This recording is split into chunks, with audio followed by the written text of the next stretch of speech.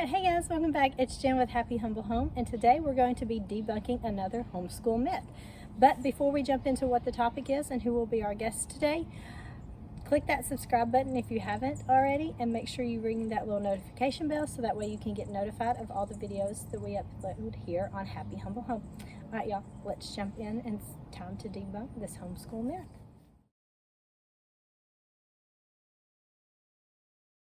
Alright guys, so before we jump into what our actual topic is today we have our good friend Leah, and she's going to be discussing this topic with us today. She's another homeschool mom. So before we jump into what the topic is, why don't you just tell us a little bit about yourself?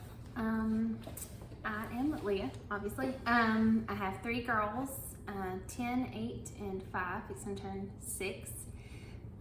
We homeschool, and this is our 5th year homeschooling. Yeah.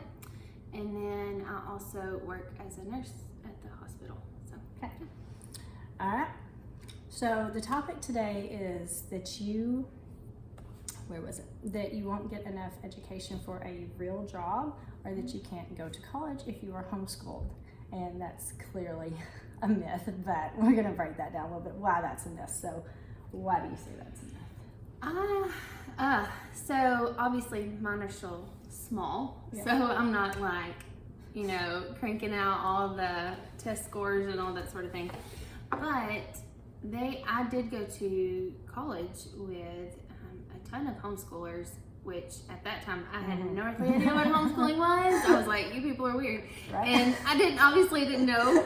I didn't know. Right. But like at that point I thought, these people are very interesting. Like they know so much, and they would talk about stuff. I'm like, I didn't learn any of those things, like not a lick of it.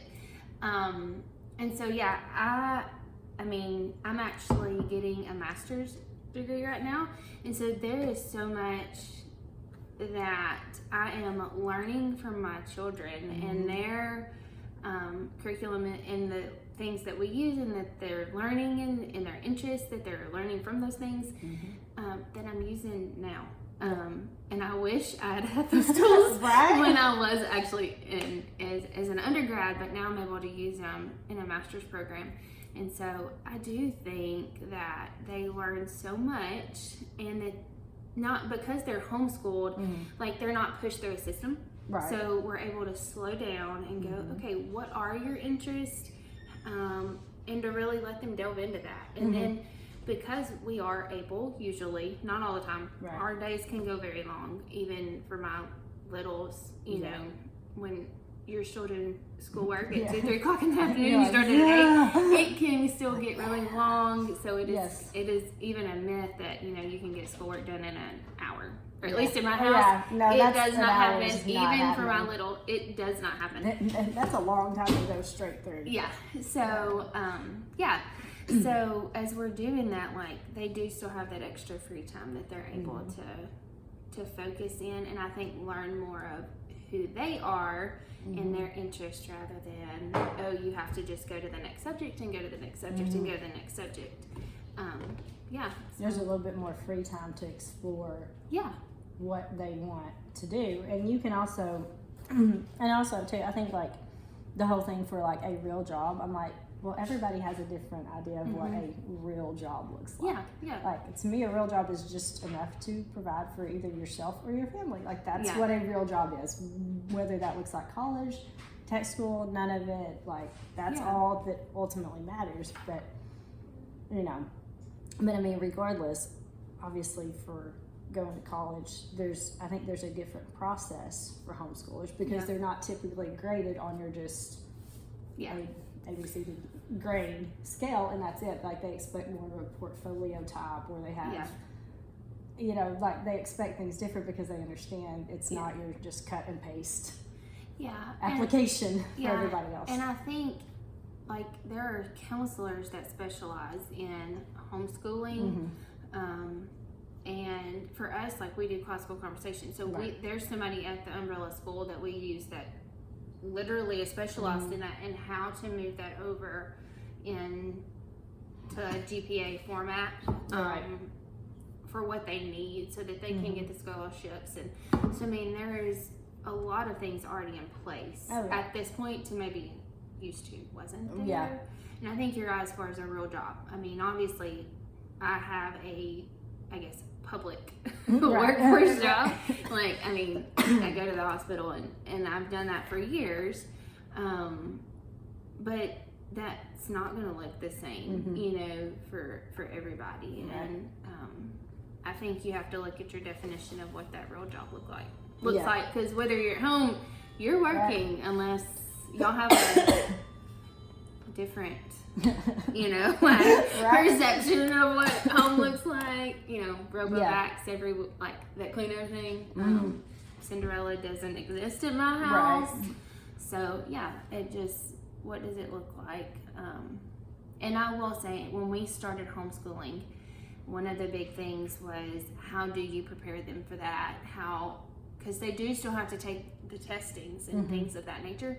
And so how, you know, are they used to that? So my girls, well, my oldest, has sat and done like a test on the computer, the standardized testing or whatever, just to see where she fell and to get her used to that. Because she would definitely, when I was like, okay, this is actually going to be graded, like this is your time frame, whatever, she would just flip. Yeah. It just was so much anxiety. So I did sit her down just to get her used to that testing environment, because it will come, and I would rather do it just a little bit at a time. Oh yeah. Because I always had testing anxiety, and I was public schooled, and I still had testing anxiety. Like, I mean, completely would freak out and be like, I can't do this. I think it's weird. Because I'm like, even whenever I was homeschooled until sophomore year in high school, and then I was public school, I still didn't like them. No. And I don't know. I'm like, nobody does. Yeah. Because they're just, yeah, that's a whole other can of worms. I guess we could get into it. It's just a lot,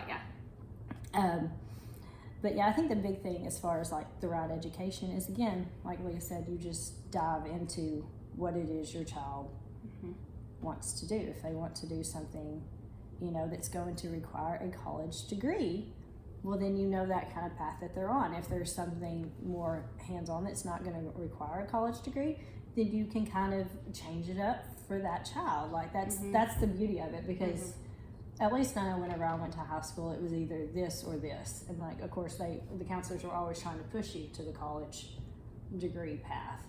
And a lot of times I think that's the one I ended up doing, just because it checked all the boxes if I ever wanted them type thing. So that's kind of like with our oldest, he's just starting high school.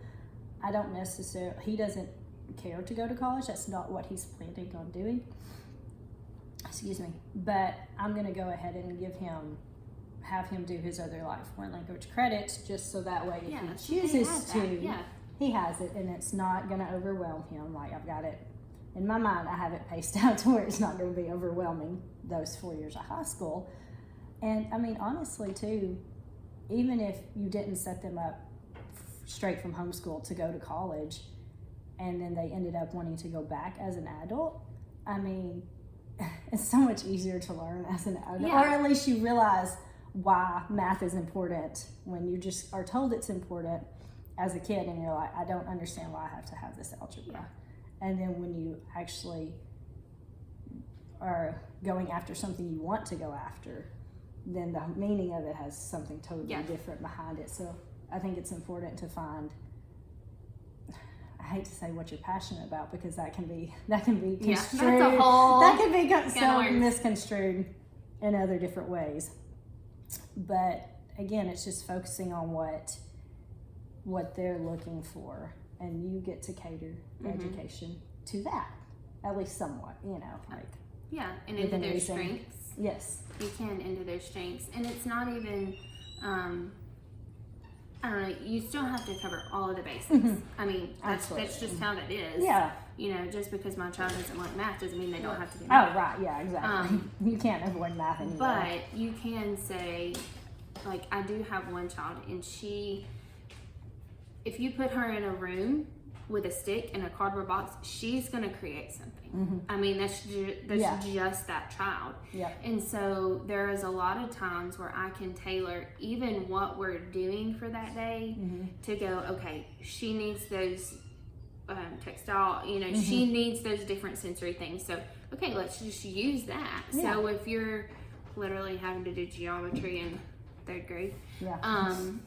You know, she's not having to look at a blank paper. She's able to make it and see those shapes and those changes. And so you are preparing them in that manner, you know, whether it be an architect or an engineer or something, and how to create those things. And obviously, if that's what she's gifted at, then, you know, you're already putting them up for that, to where in a classroom it's not.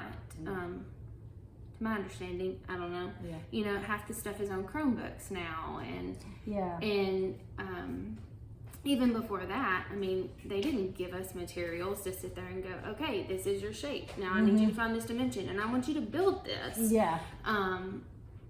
To where, you know, everything was just is on a computer now for the most part, and so you don't get that actual like hands-on learning, which that's how a lot of people actually learn better. Is like, even just, I mean, because in kindergarten, that's what the big thing with kindergarten was supposed to be, was just the hands-on, like like playtime that was kind of, you as an adult know what you're achieving, but to them it's just play. But you know, somehow throughout the years and decades and stuff, we've kind of gotten away from that, and it's all just reading. As they get into college, I mean, half of going into nursing is you're doing practicums and clinicals, and it is that hands-on working and preparing them, that it's a dual environment. It's not just what you're learning on a paper and reading in a book, but you also have to implement what you're doing. And so I think a lot of homeschoolers,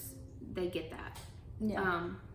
Now, it's not always easy. It's not always what most practical we would like to just give them a book and be like, here, go read this and have fun with it. That's not the case. I mean, it does take a little bit more work on our part, so to do that. Yeah, definitely.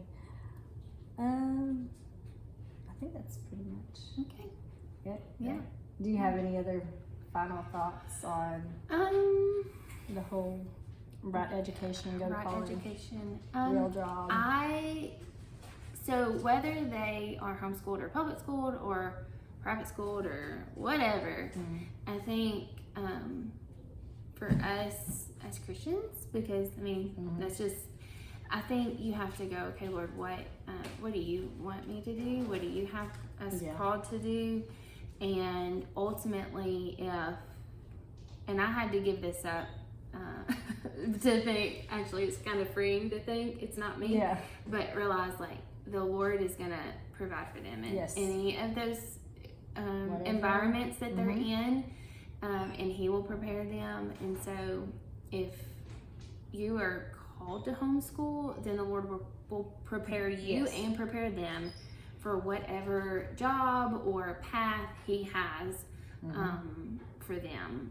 And I think that's really freeing. It is very freeing, because like, then you're like, it's not me. I can screw this whole thing up, and He can redeem it. It'll be just, it is very freeing. So, and for me, like, I know as our homeschool journey has not looked like everybody else's homeschool journey, with working, and I work nights. So it, you know, it's just whenever. It's not actually whenever, it's planned. You're like, it is planned. I just move all the things around our schedule. And so sometimes we're still doing schoolwork at night, or, you know, sometimes my grandmother will come in and do this easier part, or just something she can walk them through, and then I have to come back in. It takes a village, obviously, for at least in my house, but usually for most of us, it takes a village. But I think just realizing that even in what looks chaotic or what doesn't look perfect, or how, if you were public schooled, exactly how you think it should look, of sitting at a desk and there's a little teacher writing on the board, that's not it. It doesn't fit in that perfect little box. Like and if we look at that as in compared to a real life job, I will tell you, when I went to nursing school, they give you this is what it's supposed to look like, and most of that does not come to fruition. Your real life job, my real life job as a nurse, does not usually look like it's not that like what they tell me. I mean, yes, the basics of all the things, but actually carrying some of that out, you have to learn to implement these things as they progress. It's not,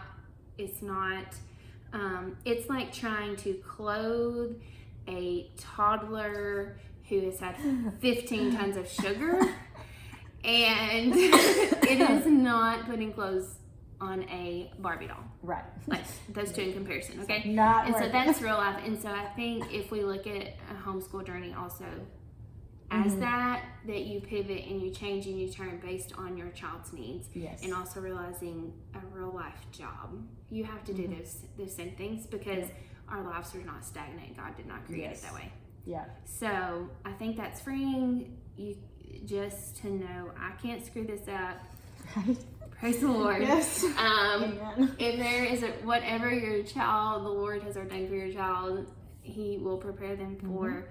And I think just giving them the best of what we can give them will prepare them for a real life job. Yeah, because you can't prepare them for everything. Right. And I think another thing that I've seen just in the years that we've homeschooled is that some seasons of life look very different. Yes, definitely. And like, you know, if we had been trying to, you know, like for instance, whenever we had a death in the family, a family member death, then that I wasn't trying to worry about how many days of school they're going to miss because we needed to go be with family. Like, no, school got put on a back burner. Or whenever we had some stuff done on the house and people was here working, I'm like, okay, let's make some, you know, rice maps or something like, and dive into that to where it's not. Yeah. We're still learning and doing stuff. And I mean, there's been many times where, again, you just kind of go with the seasons and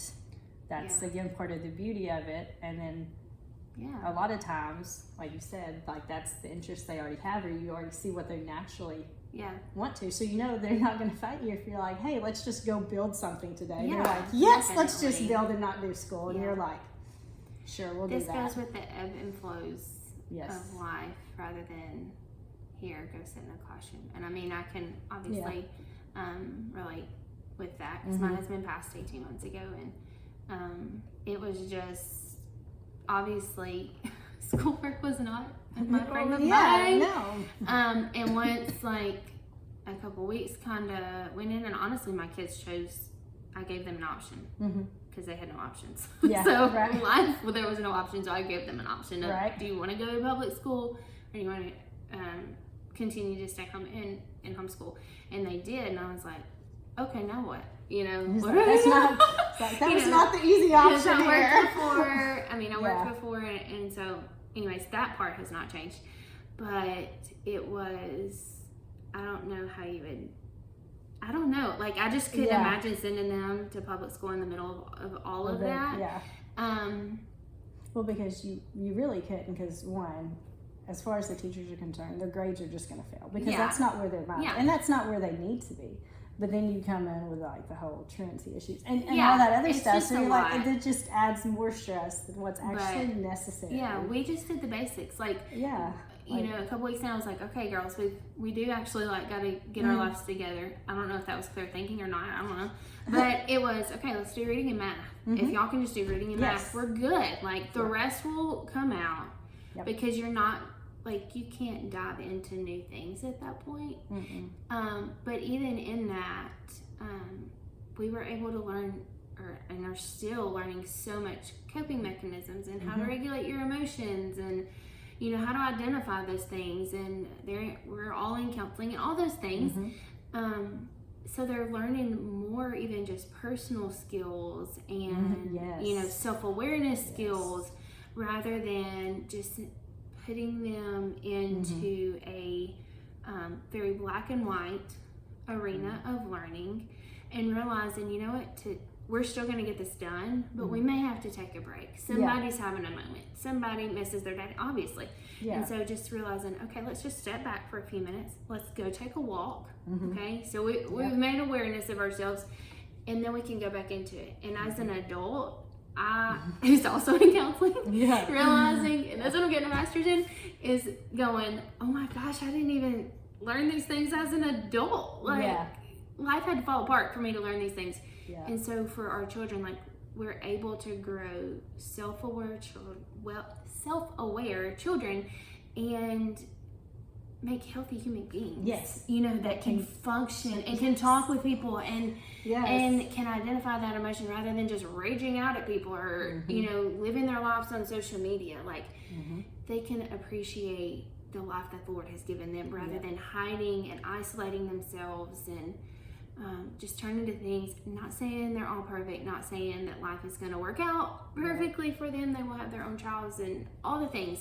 But just to be able to realize they are learning so much more than what I'm giving them in a book. And even if you go back to a real life job, like, how amazing would it be able to go to a workplace that people were able to go, you know what, I'm not okay with this. Let me just go to that person and talk with them about this rather than whatever backbiting, causing issues, getting angry or telling whatever that makes a hostile work environment. Just being able to say, hey, I'm not sure how you meant this, but this is how I took it. Can we chit chat about this? Right. Like, it's like that you would can't be get taught that in amazing. a book. You can't get taught that in a book. You know, healthy relationships, whatever. So they're just learning so much more than what we even realize that they're gathering. You know. And then when they're home, you're able to see those struggles that they have, so that way you're able to adjust, you know, to address it or be like, hey, I see we keep having a lot of, you know, tearing each other down with our speech or, you know, something like that. You're not going to necessarily see if they're in class 8 hours a day. No. Away from you. And you know, and that's not your sibling, that's your peers. Not saying they shouldn't be away with you, that shouldn't let you learn. But you're able to see that and go, hey, how does this honor the Lord? Or even if you're not a Christian, just be like, hey, was that even kind? Like, would you want that said to you? Those sorts of things, and you don't get that. So, there's just a whole lot that goes into education. And we say real life job. Guess what? You're still living real life. It doesn't matter whether it's your home or work or in a field somewhere. You know, it's still real life. Whatever you're making that, especially in a digital age, there's a whole new world of things that we didn't have growing up. So that's. I don't know. I think you're preparing them for so much, and it's a rich way to be able to do that. Whatever that path is, college or not, or whatever. It all starts with just education is not a school building, and that's what people. You know, because one of the boys he's always like, you always say that education is more than just textbooks. So can we do X, Y, Z? And I'm like, I'm not opposed to that, but we still have to do, textbooks are great because we do learn from them. And you've got to have that balance, and that's why learning keeps us from the mistakes of the past. Yes, exactly. So, and that's we learn you from help. You know, like you said, the basics, reading and writing. If you can read and add, then you can kind of have your basic functions, and you can go from there. You get to delve in. And you know what? You can do that for the rest of your life as long as we've taught reading and writing. That's not an easy task at all. It's really not. So it's fun. So okay. All right. As always, thank you so much for doing this with me. And if y'all have any questions or comments, be sure to leave them in the comment section below, and I'll check in with y'all later. Bye.